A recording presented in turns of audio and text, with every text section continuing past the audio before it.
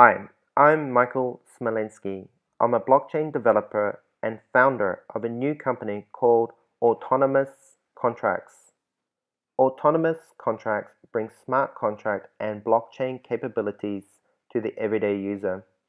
In this video, I'll present a few slides and then a live demonstration of a key piece of technology that I have developed. This technology is called permissioned blocks. Permission blocks brings privacy to public blockchains. So why should you care? Well, the last 20 years of internet evolution has seen the rise of cloud-based services such as Google Drive, Airbnb, and DocuSign. These services act as the middleman in transactions performed online. They extract a fee for essentially holding onto your data and acting as the trusted go-between. Autonomous contracts with permission blocks changes this business model entirely. Using this technology means that individuals and businesses can perform transactions online such as buying a house, booking accommodation, or simply exchanging documents directly with one another. That's device to device, person to person, in a secure and trustworthy manner without third-party services acting as a man in the middle. So what are autonomous contracts and permission blocks? Well, let me describe them with a simple example. When you book accommodation with Airbnb, there is a simple contract that is formed between yourself and the homeowner. You pay the homeowner for using the property a specified number of days. If you cancel the booking an amount of time before the arrival date, you are entitled to some of your money back. In this example, you are using a standard Airbnb contract for booking the accommodation. You and the homeowner entrust Airbnb to enforce the clauses of the contract, and for this service, Airbnb collects a nice service fee. You could, however, with autonomous contracts, make a direct booking with the homeowner and skip having Airbnb in the transaction and paying the service fee altogether. An autonomous contract, also known as a smart contract, is a signed set of digital instructions that once published on a blockchain cannot be modified or amended. The contract will execute the signed instructions as specified events occur, events such as checking into accommodation or cancelling a booking. Permission blocks provides the underlying security for autonomous contracts. Up until now, using public blockchains, the details of smart contracts are entirely visible for all to see, and this is not very practical for most use cases. However, using permission blocks means that you can execute autonomous contracts with complete privacy, knowing that the transaction remains confidential to only those that have been permissioned. The benefits of permission blocks are: 1. You can store and exchange an unlimited amount of data at no cost. 2. Your data is securely stored on your device or server, not in the cloud.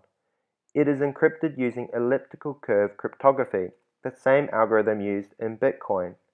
But very importantly, it has security control measures such that only those that have been permissioned can actually access the data. 3.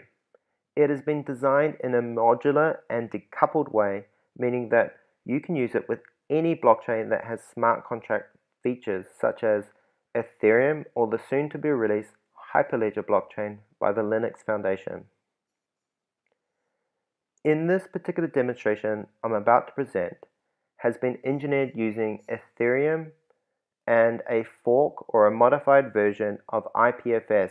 This is a peer-to-peer file sharing technology. So let's get into it. Okay, so once we have the software installed on our system, we can run a command called Contract Manager. The Contract Manager is a program that will assist us to generate our contracts. It has been developed in the Go language and can be run either in normal or client mode. So first of all, I'm running it in normal mode.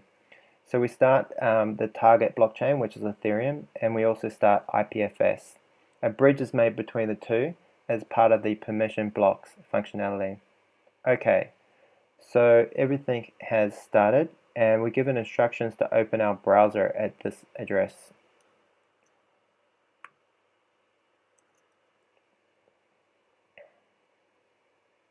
So what's happening here is the contract manager user interface is opening, where we'll create our first autonomous contract. So the first thing we notice is that our device has not been registered, and we're given instructions how to do that. So I'll do that in a moment, but let me draw your attention to this panel here. In this panel we see the status information about the blockchain instance that we are connected to. In this case we're connected to a test network with this ID, which is running a version of the Ethereum blockchain. In this demo I'm also using the Tendermint consensus algorithm. This is an alternative to using the standard Ethereum proof of work algorithm for consensus. Standard Ethereum uses mining and can process around 5 transactions per second. With Tendermint we can process up to 10,000 transactions per second, which is a great improvement. The idea of the contract manager is that you can choose which blockchain you'd like to target. You could choose just standard Ethereum without Tendermint if you like. You can also plug in Hyperledger blockchain when it becomes available. Okay, so what's happening here is that we're importing blocks. So we've got 95% of the blocks on our system. So in normal mode, we need the blockchain on our system. In light client mode, this is not necessary. So we're importing the blocks until we catch up to the test network. And then we become synchronized and we can create contracts. But once again, in light client mode, this step is not necessary.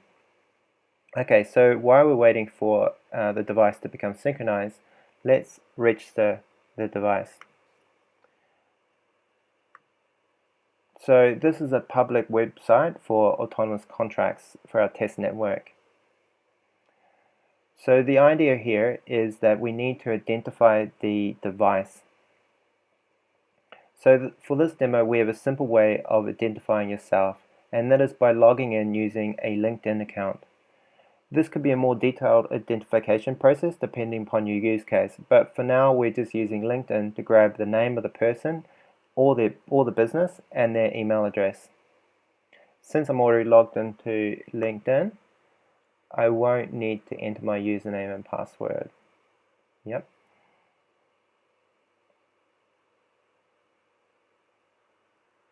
Okay, so what it's done is it pulled my name from LinkedIn, and I'm using an account called Metro Land Titles for this demonstration.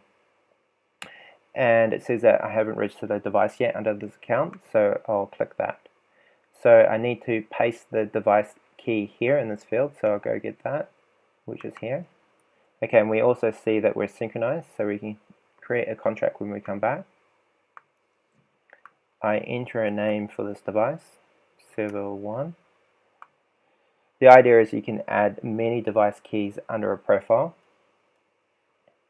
Okay, so I close that and I refresh.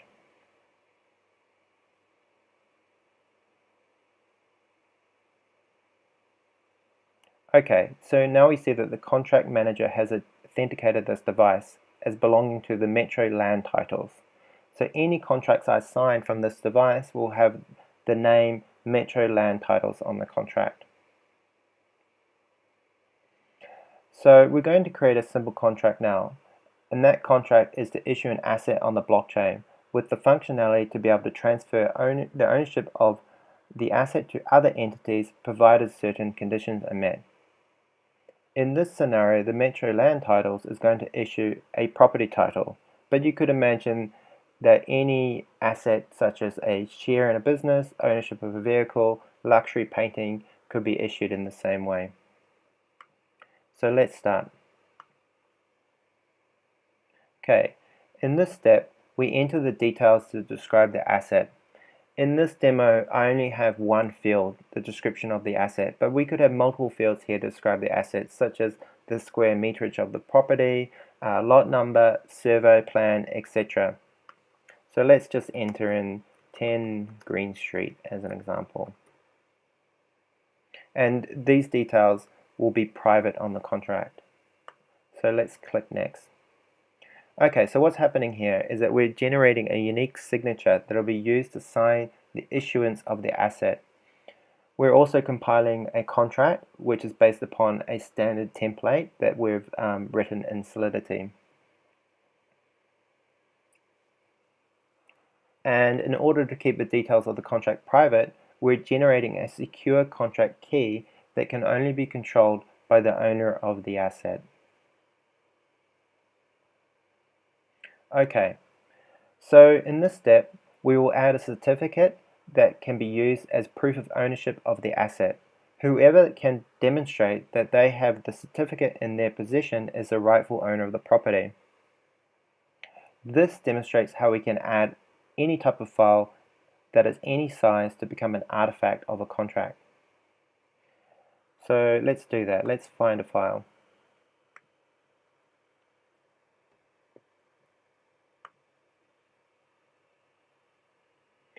So I have one here as an example. Certificate of Title Queensland. So this is a sample property title. So let's drop that there.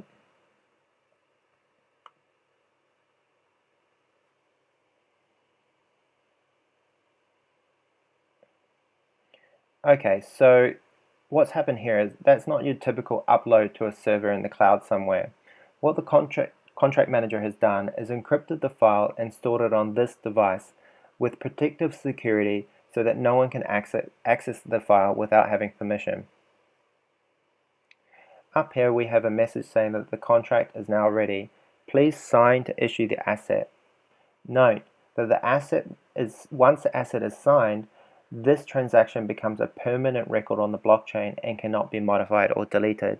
And likewise, the contract, this version is locked to the certificate is now, it will be locked to the contract as well, that version. So let's go ahead, accept that and sign. So we're now issuing the title for 10 Green Street on the blockchain.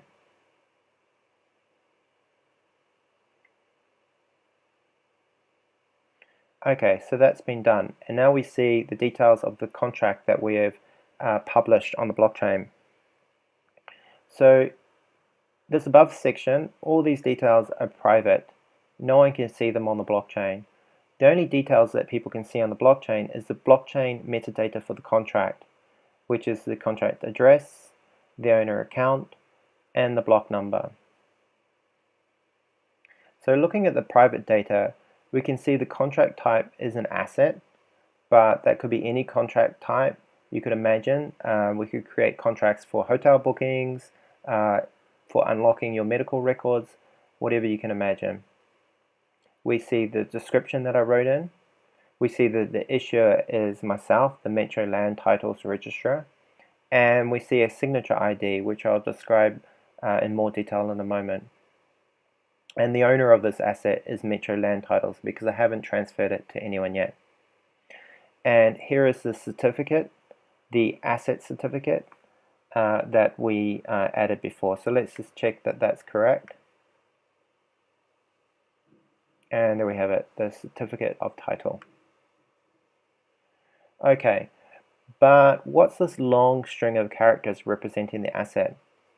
Well, that's what's called the IPFS address.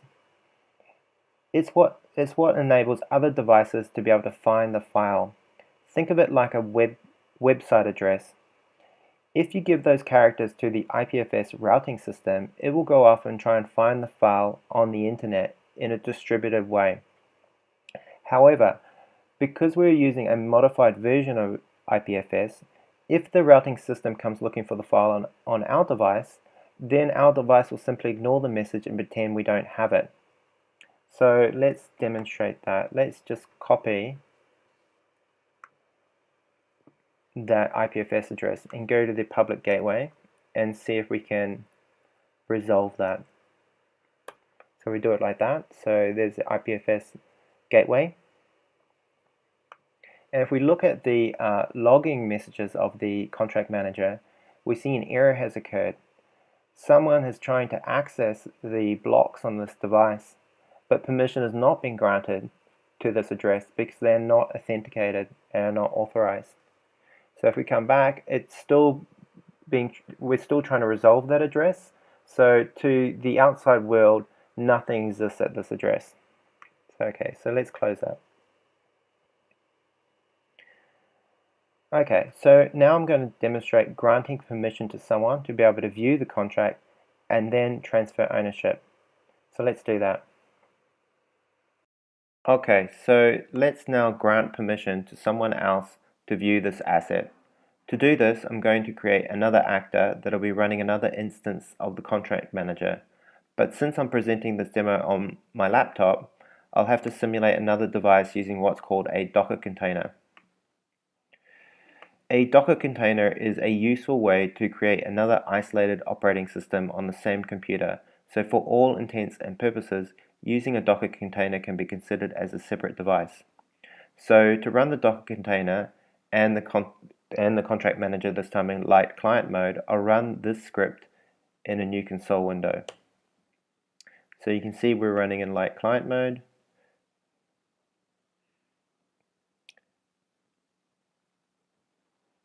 And we're initializing. Okay, and we're given another address to open in our browser.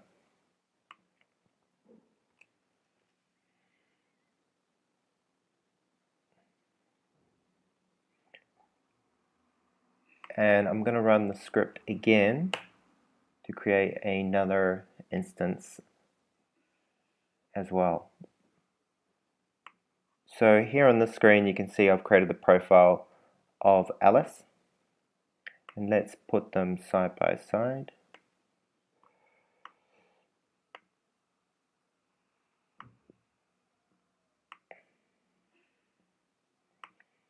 And we're given instructions to open our browser now on this address.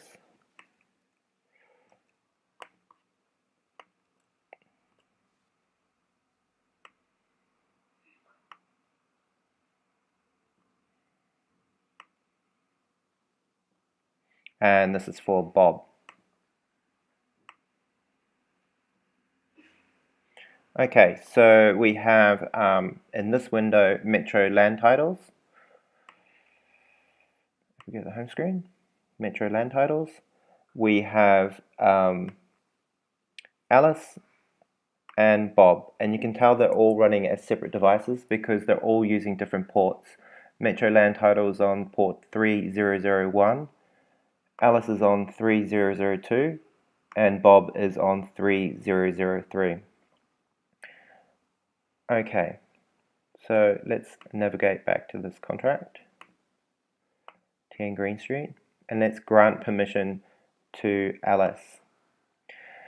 So in order to grant permission to Alice, Alice has to give Metro land titles a signature ID. So we do that using this menu here and click create.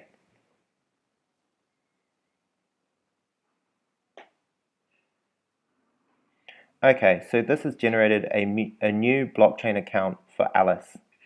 We have a signature ID, the type of blockchain that we've targeted, which is Ethereum, and the blockchain account address. The signature ID is a convenient set of 8 alphanumerical characters that Alice can quote to someone else rather than having to communicate this long set of characters. So there's a one-to-one mapping between the signature ID and the blockchain account. Okay, so Alice communicates to Metro Land Titles her signature ID. So Metro Land Titles clicks grant permission and enters the signature ID for Alice here. Okay, so we can see that Alice's signature ID has been verified as belonging to her. So now we click grant.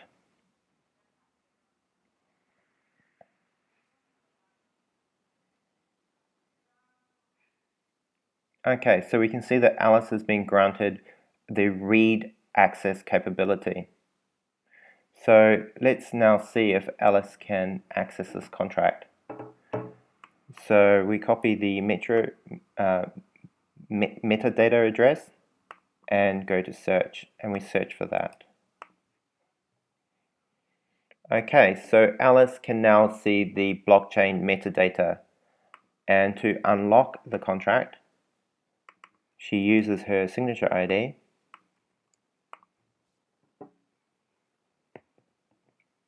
And there you have it. She can see the contract data.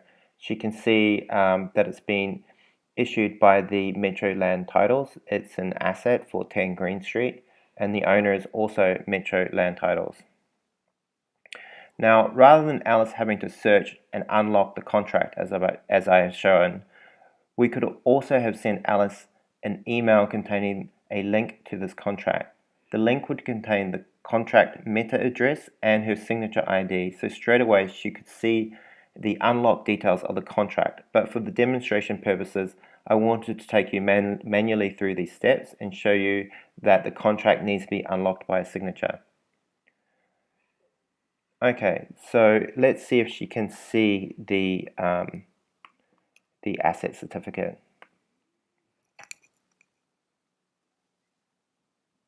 Okay, so she can.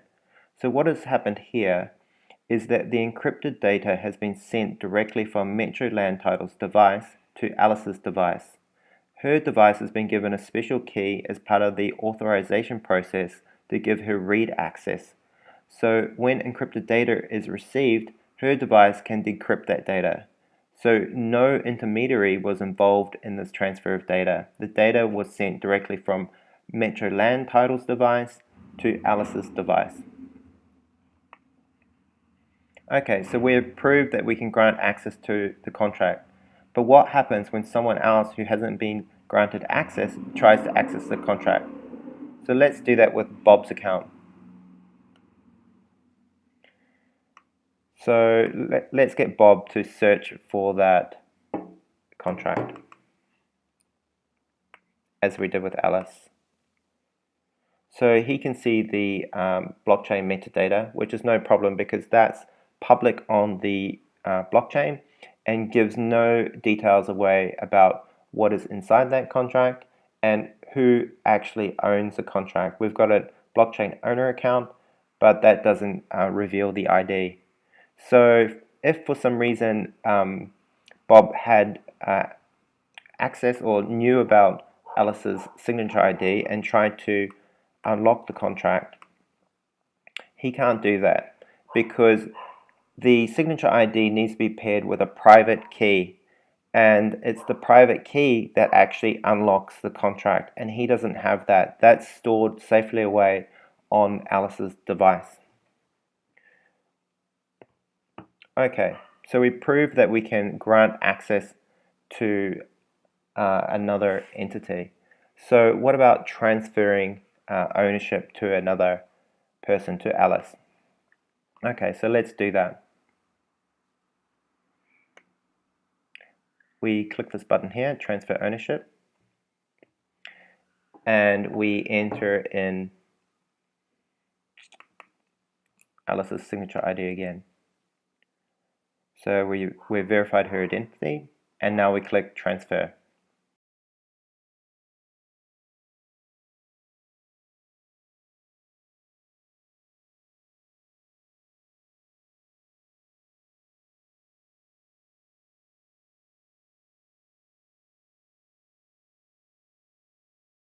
Okay, so let's refresh the contract. And we now see that Alice is the owner of the contract. So Alice can now grant permission to other people to view this contract and transfer ownership to them. So that's the demonstration of permission blocks in action. To summarize what has happened, we've created an autonomous contract that has private data. We've granted access to that data to another person. That data has been sent directly from one device to another device with no intermediary in between. And finally, we have transferred ownership of the asset to a new owner who can control the permissioning of that contract. So thanks for watching. In the next version, I'll demonstrate how Alice can transfer the asset to Bob in exchange for fiat currency such as euros or US dollars. Tune in then.